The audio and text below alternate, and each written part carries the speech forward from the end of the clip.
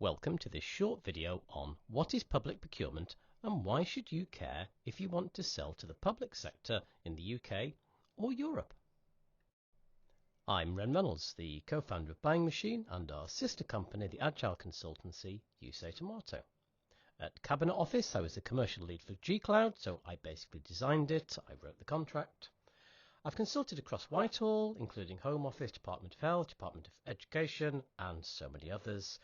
At the BBC, I created their digital framework and design framework. I've worked for local councils. I've also founded and run a number of startups and worked with some large companies that sell to central government.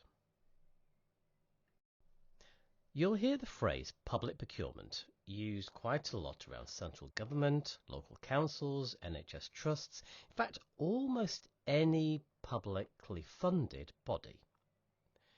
And it doesn't just mean a public body buying something. Public procurement refers to a set of rules, processes, and actually laws. And public bodies must follow these when they're spending taxpayers' money. But why should you care? Well, if you want to sell to any UK public body, or for that matter any public body in the EU, and actually many countries have very similar laws, you're going to have to follow these processes almost as much as the public body itself. Okay, it's going to have to do more administration, but you're going to have to follow the rules that they set out. If you don't follow the rules, you're likely to be excluded. But if the public body doesn't follow the rules, you might be able to challenge. What are these processes? Well, there's a huge and confusing range, and you only need to know the details of the ones related to the specific sale or procurement that you're involved in. And at Buying Machine, we have videos talking about specifics because things like agile is very different from building. But the kinds of things we're talking about here are that maybe you can only ask questions for a very specific amount of time and through a portal. When you're doing a bid, you may have to answer buyer questions, again in a very specific format, and answers may have to have up to an exact number of words.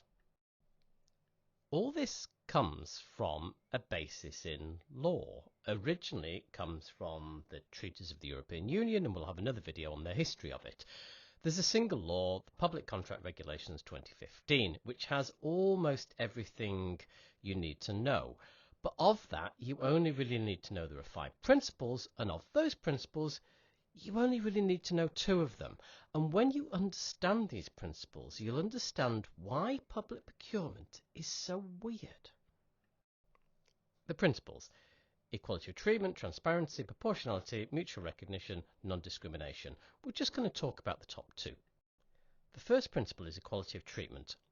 And what this mainly means in practice is that no supplier can have an unfair advantage over another. This is odd, because it means that as an incumbent supplier, you cannot use the connections, the relationships, and very importantly, the confidential information that you may have because you have contracts. When you're doing a bid, you can only base it on information which is either in the public domain or is provided in the bid document. Transparency is a very general principle and applies across the whole of the way that procurements are done, and it is what informs a lot of the way that communication occurs within a bid tender process. But as a seller, the main thing you need to know is that a buyer must set out exactly how a procurement is going to work, and then they must follow it. If they deviate from that, there's an issue and you can challenge. You'll have noticed in these principles I've said nothing about value for money. I've said nothing about the buyer getting the best deal.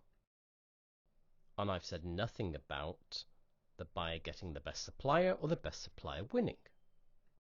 This is because the rules and the laws were set up at the founding of the EU to ensure that all companies across the EU had equal treatment.